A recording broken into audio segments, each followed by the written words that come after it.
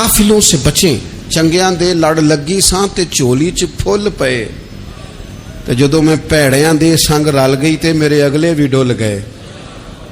برے آدمی کی صحبت بندے کو غافل کر دیتی. غافلوں کی صحبت میں کبھی نہ بیٹھے, کبھی نہیں. غافل آدمی آپ کو غافل کر دے گا. میرے نبی پاک علیہ الصلوۃ والسلام نے فرمایا انسان اپنے دوست کے مذہب پر ہوتا ہے. یہ بہت بڑے لفظ ہیں. فرمایا المرء علی دین خلیلہ, انسان اپنے دوست کے مذہب پر ہوتا ہے. تو دیکھ تو نے دوست کس کو بنایا ہے. جو تیرے دوست کا مذہب ہوگا وہی تیرا ہو جائے گا. ہم نے دوست بنایا نا غوث پاک جیلانی کو, ہم نے یاری لگائی ہے نا داتا علی اجمیری سے, ہماری نسبت ہے نا معین الدین اجمیری سے, ہمارا تعلق ہے نا بہاؤالدین زکریا ملتانی سے, ہمارا رشتہ ہے نا حضرت مجدد الفسانی سے, ہم ماننے والے ہیں نا اعلیٰ حضرت بریلوی کے. ہمارا تعلق ہے کبھی جماعت علی سے کبھی مہر علی سے. ہمارا ان سے تعلق ہے تو صبح شام ہماری زبان پہ رہتا ہے بالغ العلا بکمالہ کشفت دجا بجمالہ حسنت جمیع خصالہ صلو علیہ وآلہ. ان سے تعلق جڑا ہے نا تو کئی دفعہ تنہائیاں تڑپا دیتی ہیں اور تڑپ کے کہتے ہیں اج سکھ متراں دی ودھیری ہے, اج سکھ متراں دی. سکھ کہتے ہیں اڈیق کو, متر کہتے ہیں محبوب کو. اج سکھ متراں دی ودھیری ہے, اے کیوں دلڑی اداس گھنیری ہے, لوں لوں وچ شوق چنگیری ہے. اج نینا لائیاں کیوں جھڑیاں, سبحان اللہ سبحان اللہ سبحان اللہ. پہلے کہتے ہیں سکھ متراں دی ودھیری ہے یعنی اداس ہوں, پھر حضور کے جلووں پہ نظر کرتے ہیں, کہتے ہیں سبحان اللہ سبحان اللہ. ماں اجمل کا, ماں احسانہ کا, ماں اکمل کا, اور پھر فوراً کہنے لگے او کتھے مہر علی, او کتھے مہر علی, کتھے مہر علی, تے کتھے تیری سنا. اب ویکھو مشتاق اکھیں کتھے جاڑیاں بلغ العلا بے کمال کشفت دجا بے. اور میرے اعلیٰ حضرت کہنے لگے سرور کہوں کہ مالک و مولا کہوں, باغ خلیل کا گلے زیبا کہوں تجھے, تیرے تو وصف عیب تناہی سے ہیں بری, حیران ہوں میرے شاہ میں کیا کیا کہوں تجھے. غافل آدمی کی علامت ہے برے لوگوں کی صحبت میں. خبردار ان کے پاس نہ بیٹھنا جن کے پاس بیٹھنے سے تمہارے دلوں میں اولیاء اللہ, اللہ کے بندوں کی عداوت پیدا ہو. خبردار خبردار ان کے پاس نہ بیٹھنا جن کے پاس بیٹھنے سے تمہارے دلوں میں حضور کی اولاد پاک کے بارے میں شک پیدا ہو. خبردار اس شخص کے پاس نہ بیٹھنا جو امام حسین ابن علی کے بارے میں کوئی کمزور بات کرتا ہو, بچنا. خبردار اس سے بچنا جو حضور کے صحابہ کے بارے میں بات کرے, بچنا بچنا اس سے. جو سیدنا ابو بکر صدیق کے بارے میں کوئی, دیکھو کیا مقدر ہے صدیق و فاروق کے, جن کے گھر ہی رحمتوں کے خزینے میں. بھلا کیا کہا نبی پاک, حضور نے فرمایا میرے اوپر جس نے نیکی کی تھی بدلہ دے دیا ہے. یہ جو میرے ابو بکر صدیق ہے نا, ان کو میں اللہ کی بارگاہ میں لے جاؤں گا, کہوں گا مالک تو ہی بدلہ عطا فرما. ایک ہاتھ میں جناب صدیق کا ہاتھ پکڑا, ایک میں حضرت عمر کا ہاتھ پکڑا, اور حضور مسجد نبوی سے باہر آ رہے ہیں. دیکھنے والے کی زبان سے بے ساختہ سبحان اللہ نکل گیا. کیا شان ہے, کیا مقدر ہے. تو حضور علیہ السلام رک گئے, اور روک کے فرمایا تو حیران ہو رہا ہے نا, تو حیران ہو رہا ہے نا کہ میں نے ایک ہاتھ میں ابو بکر کو پکڑا ہے, ایک میں عمر کو پکڑا ہے. فرمایا قیامت میں جب میری قبر کھلے گی تو میں اسی طرح قبر سے نکلوں گا, اس طرح میدان محشر میں میں آؤں گا.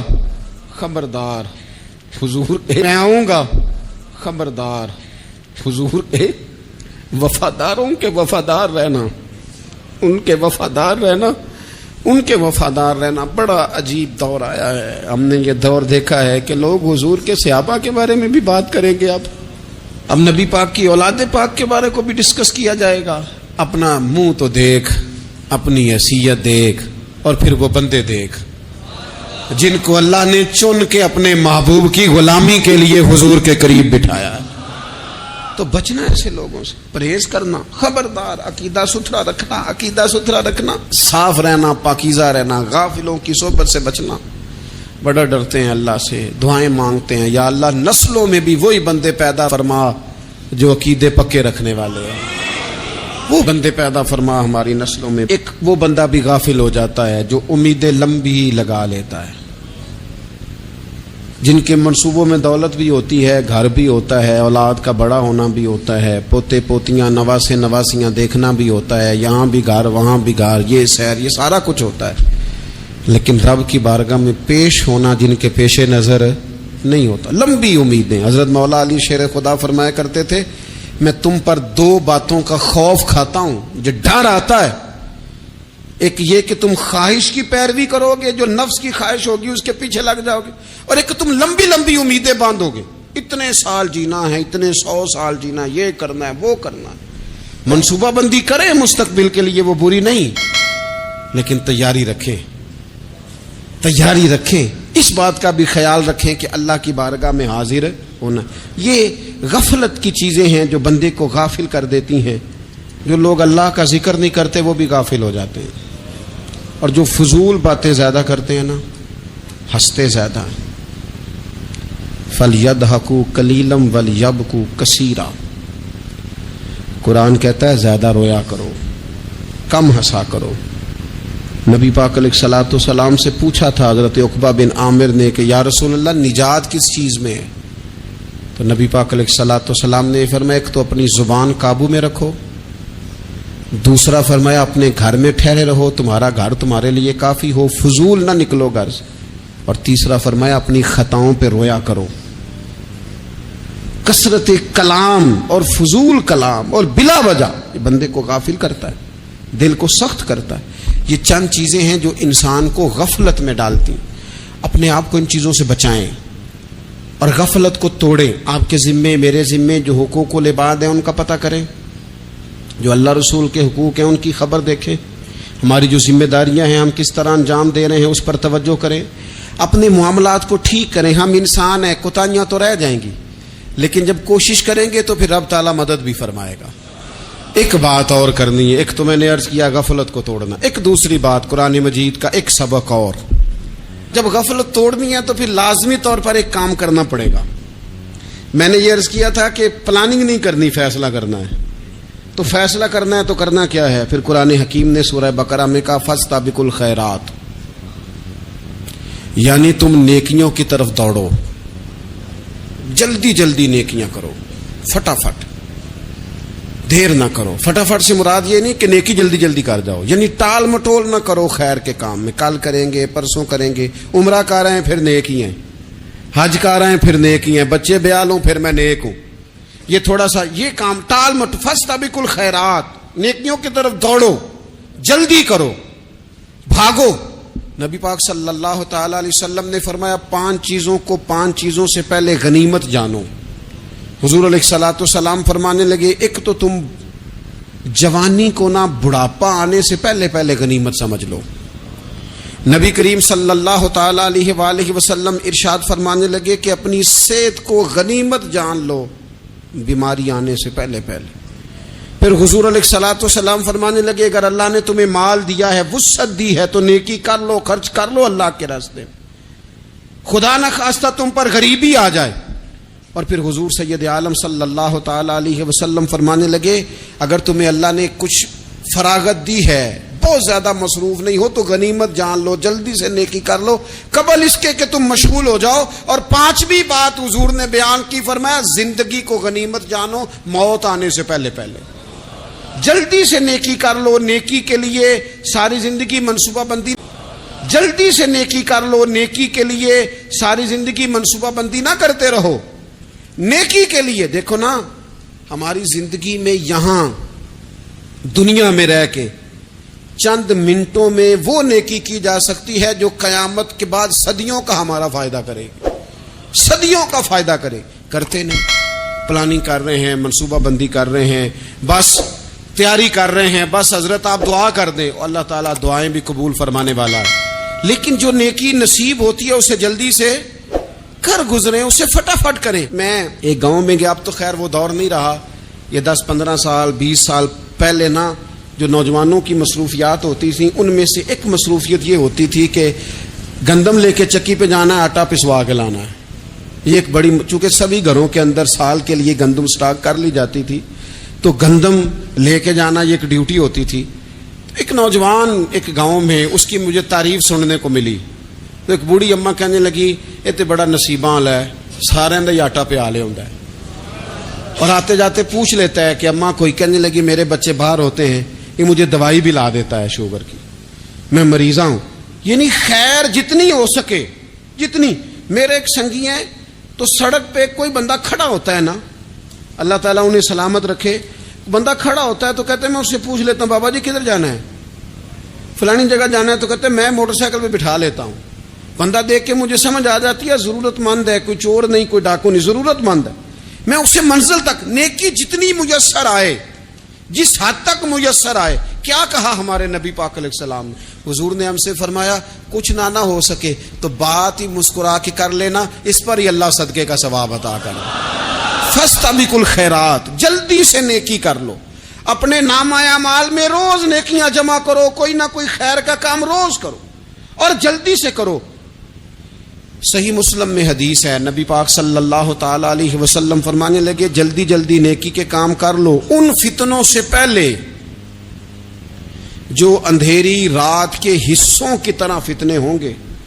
فرمایا اس وقت حال یہ ہوگا کہ آدمی صبح مومن ہوگا، شام کو کافر ہو جائے گا، شام کو مومن ہوگا تو صبح کافر ہو جائے گا. اور فرمایا لوگ دنیا کے بدلے اپنا دین تک بیچ ڈالیں گے. معاذ اللہ جھوٹی قسمیں نہیں کھائی جاتی، جھوٹا قرآن مجید نہیں لوگ اٹھا لیتے.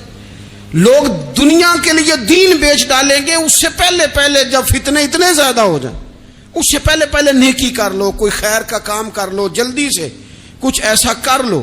حضرت عقبہ بن حارث رضی اللہ تعالیٰ عنہ فرماتے ہیں یہ دیکھیں ہمارے نبی پاک علیہ السلام کی سیرت کیا ہے، حضور کا اسوہ کیا ہے، نبی پاک علیہ السلام ہماری تربیت کس طرح کرتے ہیں. حضرت عقبہ بن حارث رضی اللہ تعالیٰ عنہ کہتے ہیں ہم نے نبی پاک علیہ السلام کے ساتھ نا عصر کی نماز پڑھی، یہ صحیح بخاری میں موجود ہے. فرماتے حضور سلام پھیرتے ہی فوراً اٹھ کے گھر تشریف لے گئے. یہ ہمارے لیے نا انوکھی بات تھی، غیر متوقع تھی، پہلے کبھی ایسا ہوا نہیں. سلام پھیرا نماز کا، حضور جلدی سے تشریف لے گئے. اب ہم حیران تھے اور حیرت انگیز طور پر حیران تھے کہ کریم اتنی جلدی تشریف لے گئے. تھوڑی دیر ہوئی حضور واپس آ گئے تو محبوب پاک علیہ السلام فرمانے لگے گھر میں نا ایک چھوٹی سی ڈلی، ایک چھوٹا سا ٹکڑا سونے کا پڑا تھا، مال آیا تھا سارا صدقہ کر دیا، وہ تھوڑا سا پڑا تھا، اچانک مجھے یاد آیا وہ تو پڑا رہ گیا. تو حضور فرمانے لگے میں نے کہا کہیں ایسا نہ ہو جائے کہ ساری رات گزر جائے اور میرے گھر میں پڑا ہی رہ جائے، میں جلدی سے جا کے اسے خیرات کر دوں. میں نے خیرات کیا پھر میں واپس آ گیا ہوں. جلدی سے نیکی، جلدی سے نیکی کر لی جائے. ہم بڑا انتظار کر رہے ہیں، بڑا لمبا ہمارا پروگرام ہے، ہمارے پاس ٹائم ہی بڑا ہے. کسی نے کان میں کہہ دیا ہے تیرے پاس بڑا وقت ہے، ابھی تو بڑی عمر پڑی ہے، ابھی تو جناب او میرے بھائی یہ لوگوں کے کہنے کی باتیں ہیں. پھر پتہ ہی نہیں چلتا حالات کس طرح کے ہو جاتے ہیں اور کیا معاملات انسان کے ساتھ درپیش ہوتے ہیں. جتنی خیر میسر آئے، جتنا بھلا میسر آئے، جتنی انسان کو توفیق ملے. میں نے بزرگوں کو دیکھا، اپنے اصحاب کو، پہلے وہ خدام سے کہتے کہ میں سونے لگا ہوں اور پابند کرتے لوگوں کو کہ فلاں وقت، بزرگوں کو میں نے دیکھا اپنے، وہ پابند کرتے لوگوں کو کہ فلاں وقت میں موجود ہوں گا آنا. خود پابند فرماتے اور پھر جب بیدار ہوتے نا تو سب سے پہلے خدام کو بلا کے پوچھتے کوئی مہمان تو نہیں آیا؟ جناب آپ نے خود ہی تو پابند فرمایا فلاں دن آنا. کہنے لگے چل یار اگر کوئی آیا تو مجھے ملا لو، میری ملاقات کرا لو. کیوں؟ اس لیے کہ دور سے آیا ہے، مجھ سے ملنے آیا ہے. کوئی خیر کی بات سیکھنے آیا، چلو میرے نامہ اعمال میں کوئی نیکی جائے گی، کچھ نہ کچھ خیر جمع کر لی جائے، کچھ نہ کچھ ڈیوٹی کر لی جائے، کچھ کام کریں اور جلدی سے کریں۔ حضرت جابر ابن عبداللہ انصاری رضی اللہ تعالیٰ عنہ بیان کرتے ہیں، یہ بھی بخاری میں موجود ہے، کہتے ہیں ایک صحابی نبی پاک علیہ السلام کی بارگاہ میں حاضر ہوئے غزوہ احد کے موقع پر، اور حال ان کا یہ تھا کہ وہ کھجور کھا رہے تھے، اور کھجور انہوں نے منہ میں رکھی ہوئی تھی۔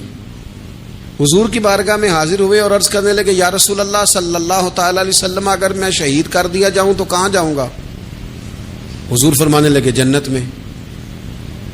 تو کہتے انہوں نے جو کھجور منہ کے اندر تھی نا، وہ انہوں نے نگلی نہیں، اندر نہیں لے گئے، اس کو باہر نکالا اور دوڑ کے آگے بڑھے اور جنگ کرنی شروع کر دی، اور لڑتے لڑتے شہید ہو گئے۔ کیا سبق دیا انہوں نے؟ سبق یہ دیا کہ نیکی کرنے میں اتنی دیر بھی نہیں کرنی جتنی کھجور کھانے میں دیر لگتی ہے۔ جلدی سے نیکی کرنی ہے، فٹافٹ نیکی کرنی، اس کے اندر ٹال مٹول نہیں کرنا۔ اسی وقت انہوں نے کھجور باہر نکال دی، دوڑ کے انہوں نے حضرت انس بن نضر رضی اللہ تعالیٰ عنہ، حضرت انس بن مالک رضی اللہ تعالیٰ عنہ کے چچا ہیں، میدان احد میں نا، احد پہاڑ کے قریب کھڑے تھے، لوگوں سے کہہ رہے تھے جلدی جلدی ادھر آؤ، وہ جنت جو انسان کو انتقال کے بعد نصیب ہوگی اور قیامت کے بعد نصیب ہوگی، فرماتے تھے مجھے تو ابھی احد پہاڑ کے اندر سے جنت کی خوشبو آ بھی رہی ہے، لہذا جلدی سے آؤ، ادھر دوڑو، جہاد کرو، آؤ کفار سے لڑیں۔ تو نیکی میں دیر نہیں کرنی، جو نیکی میسر آتی ہے، جس کو میسر، ماں باپ میسر ہیں تو خدمت کر لیں، اہل خانہ ہیں تو حسن سلوک کر لیں، اللہ نے اولاد دی ہے تو اچھی تربیت کر لیں، دوست ہیں تو خیر خائی کر لیں، اگر آپ کو اللہ رمضان عطا کرتا ہے تو زیادہ سے زیادہ اس کی عبادت کر لیں، اگر نظر ٹھیک ہے تو تلاوت زیادہ سے زیادہ کر لیں، زبان چلتی ہے تو رج رج کے مدینے والے محبوب پہ درود و سلام پڑھ لیں، اللہ تعالیٰ کا ذکر کر لیں، جلدی سے خیر جمع کریں، اپنے وقت کو ضائع نہ کریں۔ یہ آج کا سبق ہے۔ ایک تو ہم نے فیصلہ کرنا ہے کہ بس غفلت نہیں، اب غفلت، اب انشاءاللہ اللہ اللہ کرنی ہے، اب کوئی خیر کا کام کرنا ہے۔ میرے حضرت کا ایک جملہ کبھی نہیں بھولنا، فرمایا کرتے تھے زمین کے اوپر کام، نیچے جا کے آرام۔ یہ چھوڑ دیں اتنے گھنٹے سونا ہے تو یہ کرنا ہے تو میری نیند میں دخل کوئی نہ ڈالے، پھر سوتے ہی رہ جائیں گے، سوتے ہی رہ جائیں۔ زمین کے اوپر کام اور نیچے جا کے جاگنا ہے، جاگ لے افلاک کے سائے تلے، پھر حشر تک سوتا رہے گا خاک کے سائے تلے۔ اب جاگ لے افلاک کے سائے کے نیچے، جاگ، کھول آنکھیں، ہر وقت کا سونا، ہر وقت سونا، ہر وقت جو اپنے آرام کی فکر کرنا، اس سے نکل آئیں، اور اچھا کھانا اور اچھا پہننا اور بس اپنی مرضی کی زندگی من چاہی جینا، اس سے باہر آئیں۔